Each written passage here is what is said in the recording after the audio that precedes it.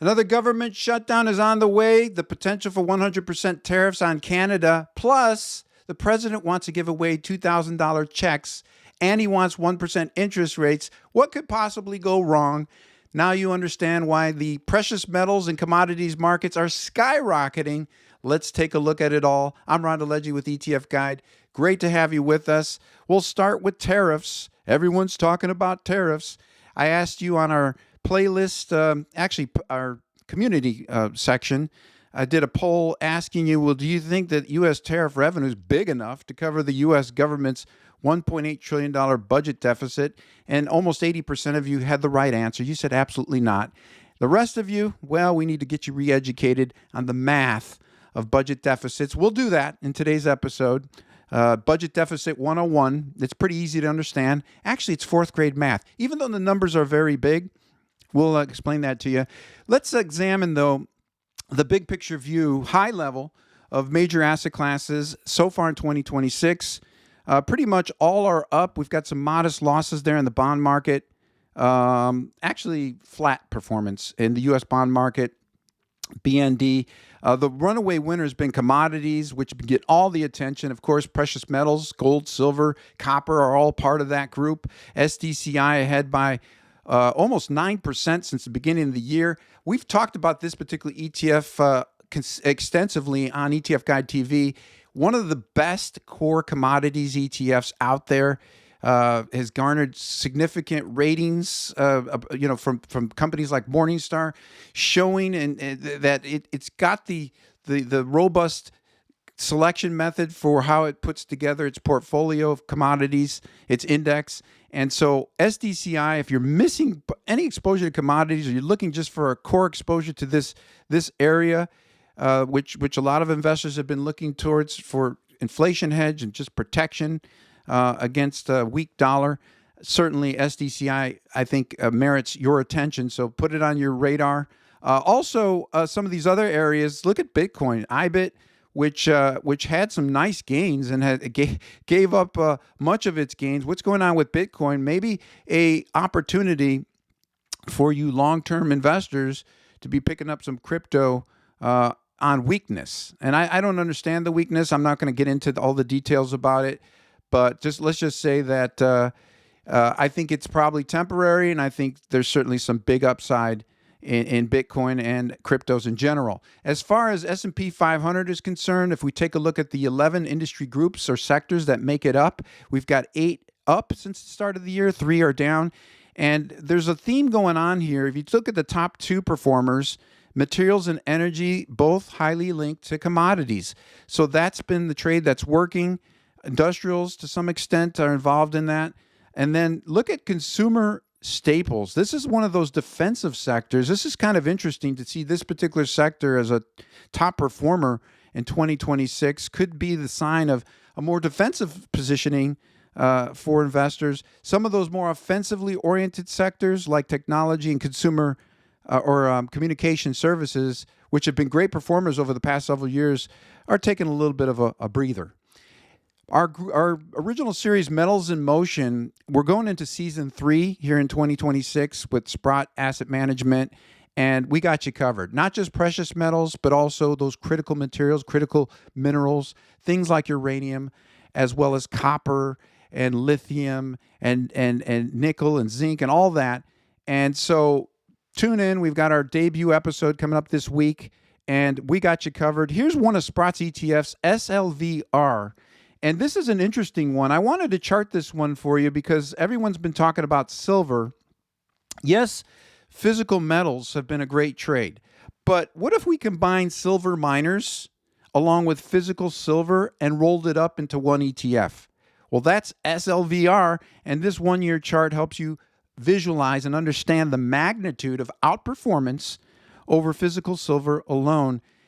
You get that and have had that by simply combining physical silver with silver miners, and as you can see here, it's been almost a 50% performance advantage for SLVR over physical silver alone over the past year. Now, I don't know if that'll continue looking ahead, but again, if you're looking to play silver, I think SLVR is definitely a smart way to do that versus just the physical silver alone trade. In terms of gold, let's talk about this one. Gold so far this year, GLD, is ahead by almost 16%. And if we look at gold, physical gold versus leveraged gold miners, we've got Nugget, NUGT, and JNUG from Direction. This is a more compressed chart. This is just 2026 performance. And as you can see here, it's been lights out for the 2X bullish gold miner ETFs, both of them up over more than 50%. We're not even out of January yet. And these ETFs clearly have huge upside potential. If that trade, that precious metals, continues to outperform to the upside, which it seems like it's going to. You know, those of you asking me, well, when does this stop? What's the ceiling on precious metals? Well, I think here's the better question. What's the ceiling on runaway deficit government spending? What's the ceiling on the inability of U.S. lawmakers to agree on anything meaningful? What's the ceiling on the president's daily antics and tariff threats? You tell me what the ceiling on all of that is, and I can tell you what the ceiling on precious metals and Bitcoin is. Dr. Copper looks pretty healthy. Here's a chart of COPP, and then you got COPJ, which is the small cap version. And then you've got CPXR, which is physical copper, 2X bull. All of these trades are doing quite well. I think copper is kind of a sleeper. People are just beginning to wake up to the fact that we have a copper shortage, a massive global shortage of copper, and we're going to need more copper. And we've got all of the potential of tariffs. We've also got shortages and demand from AI data centers, as well as electrification and all kinds of other things. So copper, I think the runway looks pretty good for copper looking ahead. Now, we talked a little bit about budget deficits. Let's do some 101 on how this works. So if you earn $10 and you spend $20, you have a deficit of 10, right? So it's fourth grade math. Well, the government does this. They've been running massive multi-trillion-dollar budget deficits for decades. And in 2025, they took in $5.3 trillion of revenue. Wow, that's a lot of bananas. The problem is they spent over $7 trillion, and that left them with a deficit of $1.78 trillion. Plus, you got that runaway deficit spending. You add national debt, which is approaching $40 trillion, higher interest rates on all this debt, and now you begin to understand why finite assets like precious metals, Bitcoin, there's demand for these types of assets. These investors, they want protection from the government. And by the way, stop calling U.S. Treasuries risk-free assets.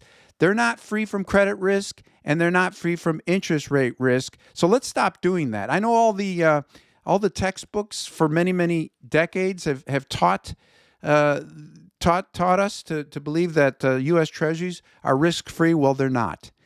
The architecturally sound investment portfolio starts with three containers: your safety bucket, your core, and then your non-core. And the whole idea here, folks, is to build a portfolio that can operate and perform and do well in any kind of climate. So that includes up markets, down markets, flat markets.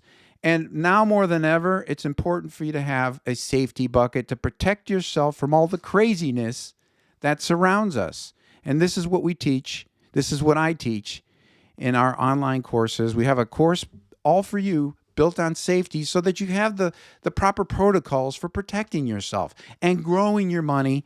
And so you can enroll in that free course. It's available in the description section below. We also have two other courses, one built for folks that are approaching retirement or planning for retirement. Enroll in that course. And then habits of the investing greats. What separates the greats from everyone else? That particular course covers that. So again, I encourage all of you to enroll in those courses. And, again, the craziness that surrounds us with 100% tariffs on Canada and all these threats. I mean, that's if they do a deal with China. Wall Street's neatly designed forecasting models have officially been obliterated. All right. So you can throw all those into the trash and garbage. And now we get to the place where all of us are at is now we need to look at our own buckets, our own containers. How do we protect ourselves? How do we grow our capital? And so now more than ever, it's important to position yourself and to be ready. And 100% tariffs, I mean, how bonkers is that? I mean, why stop there? Let's do 500% tariffs. And while we're at it, let's do 1,000% tariffs. It's gotten so bad that my wife now wants to do tariffs on me. She wants to impose a husband tariff. That's how bonkers it's gotten. And I'm negotiating with her. I'm trying to get her down to 50%. So wish me the best.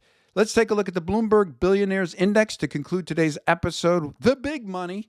How did they get so wealthy? How did they build their fortunes? Well, this isn't going to change. Society is becoming more digitalized than ever. And technology. Yes, the big money made its fortune in technology, and that's not going to change. And this helps us to understand, as investors, how we should be positioning our investment portfolios. So even though there is a little bit of a pause maybe, or there might even be a downturn in some of these areas, this is not going to change. This is a place where you need to position your money, I think, and the big money tells us so. Well, I hope you've enjoyed today's episode. Hit me up in the comment section below with your thoughts. And what do you think of my wife's 100% husband tariff? I mean, this is not looking good for me. Hit our online courses. They're free to all. And be sure to check out our upcoming episodes. We've got new episodes for 2026 for ETF battles, as well as metals in motion. We just released First Look ETF with the New York Stock Exchange. I'm Ron DeLegge with ETF Guide. Thanks for watching. We'll see you on the next episode.